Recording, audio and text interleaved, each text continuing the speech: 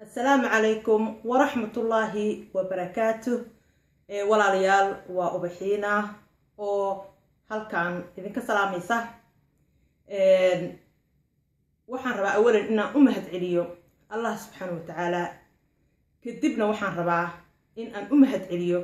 أصحابتي إذا شرفت له يتبتي قرالة كل دون إيسو دري إيحيسي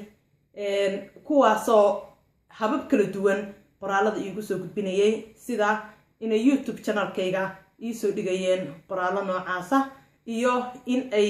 fariimo iigu soo dirayeen emailada iyo in ay maxaa la yiraahdaa Facebookayga ay igala soo hadlayeen oo ay qoraalo ii soo qorayeen kuwaasoo mar walba ii mahad celinaya igu leh ubaxiinay soo laabo maxaa kugu dhacay xagee aatay su'aalo kala duwan ay weydiinaya run ahaantii waxaan rabaa asxaabtaydaas guud ahaan dhammaantiin anoo idin salaamaya oo idin mahad celinaya gaar ahaan asxaabtaas itabtay qoraalada kala duwan ii soo qoray amaba qalbiga iga tabay ayagoon xataa qoraal ii soo qorin inaan ayagana u mahad celiyo aana u sheego inaan u xiisay walaalayaal haddaad i daawanaysaan waxaan rabaa inaan idiin sheego inaan idiin xiisay saad iigu xiisteen su'aalahaad i weydiinaysaan ee ah xagee ka baxday wax qiil ah iyo wax marmarsiyo ah ma hayo aan ahayn inaan caajisay balse aan mar walba nafteyda ku sasabayay oo aan u sheegayay in ay walaalahayga Soomaaliyeed wiilal iyo gabdhaba leh ay haystaan wax ku filan mowduucyo ku filan aan horay u soo geliyay YouTube channelkayga kuwaasoo aan mar walba isdhahayay kuwaas ha sii daawadaan inta aan barnaamijyadayda meesha ka sii ambaqaadi doono walaalayaal waxaan idin leeyahay waan idin xiisa aniga xataa umana maqnayn kaliya in ay wax igu dhaceen laakiin mashquul adduunyo iyo caajis ila soo gudboonaaday aan mar walba door bido markii aan israado barnaamijyadii meeshii ka sii wad aan jeclaystay nasiinada iyo maaragtay caajiska naftayda markaas la soo gudboonaaday waxaan ku mashquulsanahay shaqadeydii caadiga ahayd waxaan kaloo ku mashquulsanahay shaqooyinkii aan u hayay ummadda Soomaaliyeed ee ahaa duulanimada waxaan kaloo ku mashquulsanahay labadeyda wiil allaha ii daaye oo ayagana iga rabaan inaan waqti siiyo la sheekaysto ama u soo shaqeeyo ama maaragtay waxyaabo kala duwan aan ka caawiyo hawshii guriga oo ayadana ii sii dheer arrimahaas uun iska caadiga ah ee daruuriga ah ayaan ku maqnaa ma safrin meel kale ma aadin waxaan kaloo rabaa in aan idiin sheego oo ka mid ah waxyaabihii aan hawada uga maqnaa hooyaday macaan Xaliimo Maxamed Cali oo ayadana iga xanuunsatay oo walwalkeedii micnihii waxyaabaha i culeysiyay ay ka mid ahaayeen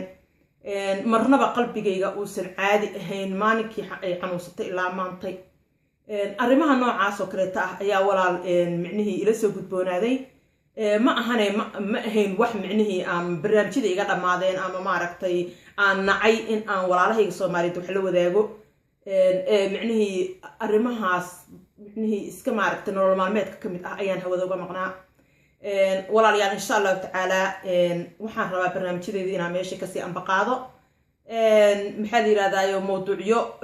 ay qoysaska Soomaaliyeed aad waxtar ugu lehna run ahaantii waan soo wadaa insha Allah tacaala Allah ila garab galo aan isleeyahay nolol maalmeedka ayuu ka mid yahay way anfacayaan inaan wax ka ogaano ayaa noo fiican maxaa yeelay way nala soo gudboonaan karaan biri ka maalin run ahaantiina waxyaabaha aan isleeyahay waa ugu muhiimsan tahay oo maaragtay qodobadayda iyo maaragtay shaqadeeda ka mid ah waa fooshaasoo aan isleeyahay maxaa u sahli kara sideedaba fooshu xanuun way leedahay oo waxaan xanuun lahayn ma jirin oo micnihii mararka qaarkood filimada waxaa ka daawanaysaa adoo iska ordaya ayaa biyo ka dilaacayaan bash ilmihii waa soo baxeen run ahaantii fooshu sidaa ma ahan gabdhaha markii koobaad dhalaya ayaan u sheegayaa waxyaabaha aflaamta aad ka daawatiin waxaa laga yaabaa inay ka duwan tahay wayse ka duwan tahay xaqiiqda runta ah balse wax walba waxay leeyihiin jiscin iyo in loo qalab qaato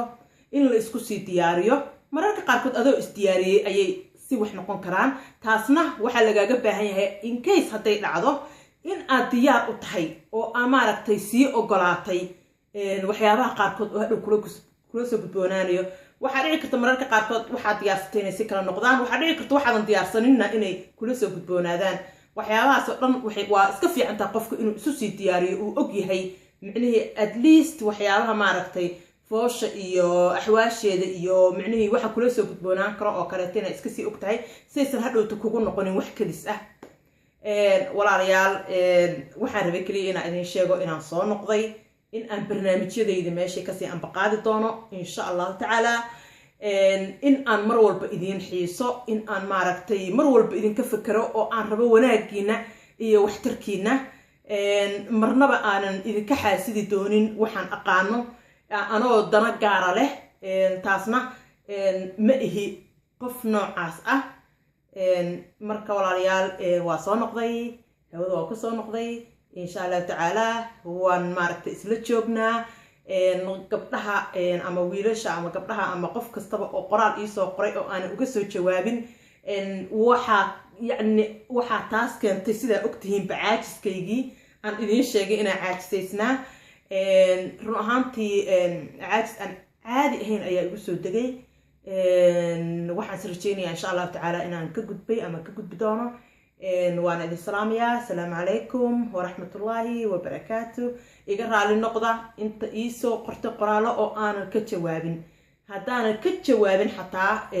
ii micnihii qiil daya oo ii qiil raadiya assalaamu calaykum waraxmatullaah